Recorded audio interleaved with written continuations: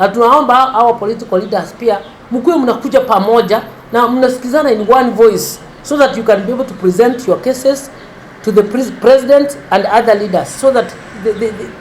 it becomes easier for you to benefit. But otherwise kila mtu akivuta kwake akisema nataka wake na yule mwingine anataka wake, at the end of the day we lose, like the way we lost the seats of the PSs katika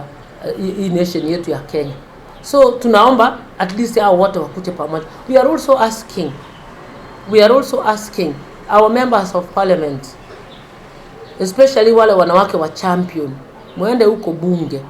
mtuweke, mbadilishe, mtupitishie,